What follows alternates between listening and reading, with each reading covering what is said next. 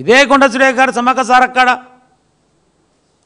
టెండర్లు వేస్తే పొంగులేటి శ్రీనివాసరెడ్డి మధ్య ఇన్వాల్వ్ అయితే 75 కోట్ల టెండర్ ఏదో దేవాదాయ శాఖ నుంచి వచ్చినటువంటి టెండర్ వేసిన తర్వాత పొంగులేటి శ్రీనివాసరెడ్డి చెప్తే ఇంటలేడని చెప్పి ఆ టెండర్ని డిపార్ట్మెంట్ మార్చారు రెవెన్యూ డిపార్ట్మెంట్కు.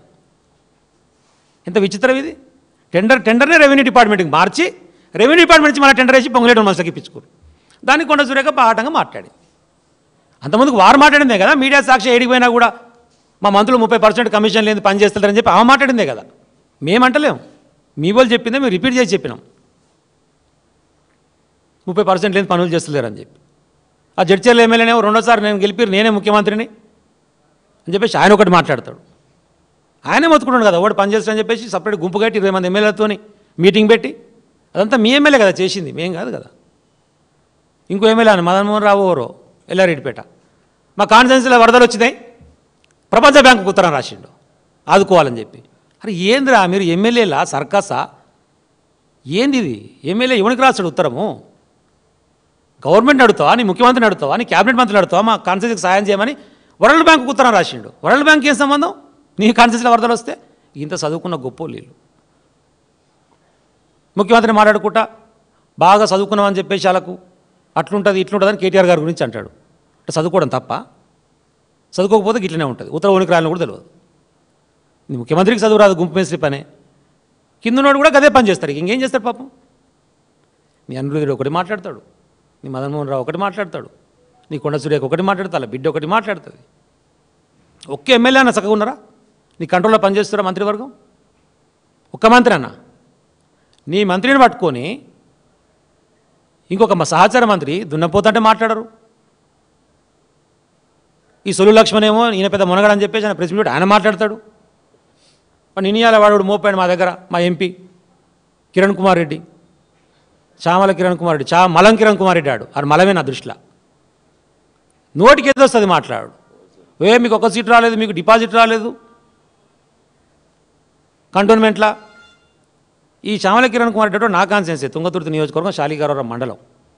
ఈయనకి జెడ్పీటీసీ టికెట్ ఇవ్వలే, ఇండిపెండెంట్గా పోటీ చేసిండు. వంకాయ గుర్తు వచ్చింది, 100 ఓట్లు వచ్చినాయి. వంకాయ గుర్తు మీద 100 ఓట్లతో వచ్చినోడు వీడు డిపాజిట్ల గురించి మాట్లాడుతున్నాడు మా పార్టీ గురించి. ఏదో కాంగ్రెస్ బీఫామ్ ఇచ్చింది, ఏదో బయటపడ్డావు, అయితే అయినా ఒకసారి ఎంపీ అయినావు. ఇక రేవంత్ రెడ్డిని ప్రసన్నం చేసుకోవాలని ఆయన ఇప్పుడు బయట మాట్లాడుతున్న మాటలు. అసలు నేను పీసీసీ ప్రెసిడెంట్ అయితే అప్పుడే మొత్తం ఢిల్లీలో అందరికాడికి నేనే తిప్పినాను, పీసీసీ ప్రెసిడెంట్ చేయించిన. ఆయన పాదయాత్ర చేసేటప్పుడు నేనేమడి తిరిగినా, ఇవాళ నేను పోతే కూడా నన్ను పట్టించుకోవట్లేడు, కూర్చో అంటలేడు. కాబట్టి జూబ్లీస్ కాంగ్రెస్ ఓడిపోతేనే బాగుంటుంది, మా వాళ్ళకి బుద్ధి వస్తుందని కిరణ్ కుమార్ రెడ్డి గారే మాట్లాడుతున్నాం, మేం కాదు. అంటే మీ అహంకారం ఏడాదాకా జరిగిందో అర్థం చేసుకోరు. ఇక కనీసం జూబ్లీస్లో ఓడిపోతున్నానా మమ్మల్ని పట్టించుకుంటాడు ముఖ్యమంత్రి అంటుండు కిరణ్ కుమార్ రెడ్డి.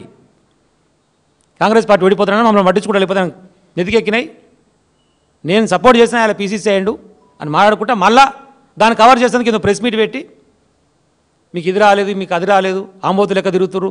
ఎవరు ఆంబోతు? మీ అభ్యర్థి అంటున్నావో ఎవరు అంటున్నావో నాకే తెలియదు. మరి మీ ఆంబోతు ఎవరు మీరే ఆలోచించుకోవాలి.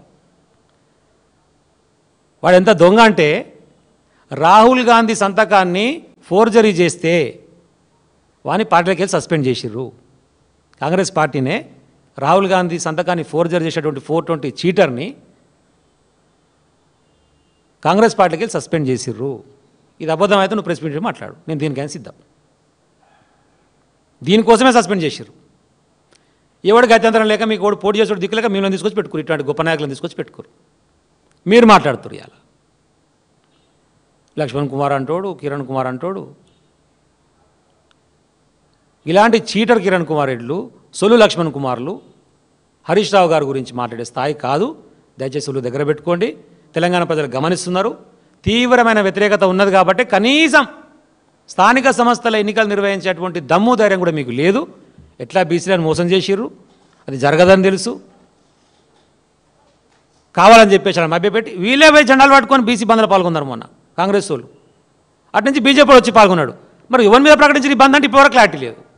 మరి మీరిద్దరు మాట్లాడిన తర్వాత ఇక పంచాయతీ ఎక్కడదరా నాయన? బిల్లు పెడితే పెట్టాలి, బీజేపీ పెట్టాలి. లేదు నిజంగా ప్రేమ ఉందనుకో రాహుల్ గాంధీ ప్రైవేట్ బిల్లుని పెట్టాలి కదా. ఇప్పుడు బీజేపీ కలిసి రాడో తెలిసిపోద్ది కదా, వారి రంగు తెలిసిపోద్ది కదా. కాంగ్రెస్ నిజంగా చిత్తశుద్ధి ఉంటే రాహుల్ గాంధీని ప్రవేశపెట్టమని చెప్పండి ప్రైవేట్ బిల్లు. బీజేపీ చెప్తుందో చెప్పదో తెలిసిపోతుంది. రామూర్తి గౌడ్ అని చెప్పేసి మా కాన్ఫరెన్స్ ఆయన ఒక బీసీ ప్రెసిడెంట్ ఉంటాడు. వాళ్ళందరూ బంద్లో పాల్గొంటే వాళ్ళని కొట్టి తీసుకుపోయి కేసులు పెట్టి ఒక రోజు మొత్తం స్టేషన్లు ఉంచితే వాడు పాప హాస్పిటలైజ్ అయ్యాడు మావాడు. మరి మీరే వచ్చి నిలబడతారు బీసీ బంధులా, మీరే జనాలు పట్టుకుంటారు, మళ్ళీ మీరే కేసులు పెడతారు. ఇవన్నీ కూడా ప్రజలు గమనిస్తున్నారు. ఒక నాయకుని గురించి, ఒక స్థాయి కలిగిన నాయకుని గురించి మాట్లాడేటప్పుడు ఒళ్ళు దగ్గర పెట్టుకొని మాట్లాడితే బాగుంటుంది లక్ష్మణ్ కుమార్ గారు. ఇక ఓటీపీ కేసులో వన్ టైం పాస్వర్డ్ అంటారు కదా, ఇవన్నీ ఒకసారి వచ్చేది కేస్తే మళ్ళీ గెలిచేగా పీకేగా పెడుతున్నా ఏది కూడా లేదు. ప్రజలకు కూడా అర్థమైపోయింది. అంటే పక్క కాన్స్టిట్యున్సీలు సింగరేణి ఇప్పుడు శ్రీధర్ బాబు, ఈయన శ్రీధర్ బాబు మనిషి అంటారు. మరి శ్రీధర్ బాబు కాన్స్టిట్యున్సీలో డిఎంఎఫ్టీ ఫండ్లు 100 కోట్లు తీసుకపోయి డెవలప్మెంట్ చేస్తుడు. వీని కాన్స్టిట్యున్సీలో రూపాయి లేదు, లక్ష్మణ్ కాన్స్టిట్యున్సీలో రూపాయి ఇయ్యలే శాంక్షన్. నువ్వు మంత్రివే కదరా నాయన, మరి గది కొట్లాడు. అరే పక్క కాన్స్టిట్యున్సీలో 3 కాన్స్టిట్యున్సీలకు 100 కోట్లు ఇచ్చారు, నా కాన్స్టిట్యున్సీకి ఎందుకు ఇవ్వలేదు? గదడుగు శాతరైతే అది శాత కాదు. జరిగిందా మరి క్యాబినెట్లో చర్చ? కొండ సురేఖనైతే చర్చకి క్యాబినెట్కి రానట్టుంది. లేకపోతే కొండ సురేఖ క్యాబినెట్లలో కూర్చొని మా మహిళలకు 2500 ఇయరని కొట్లాడిందా? అడిగిందా? గిదే పంచాయతీలు కదా. నీ కమిషన్ ఏంది, నా కమిషన్ ఏంది, కాంట్రాక్ట్ నీకా నాకా? గీడేను పక్కపొంటి వేణుగోపాల స్వామి టెంపుల్ ఇప్పుడే నరసన గుర్తు చేస్తుంది నాకు మా వేణర్ గారు. వెనుక ఒక ప్రైవేట్ ల్యాండ్ ఉంది, దానికి దారి లేదు.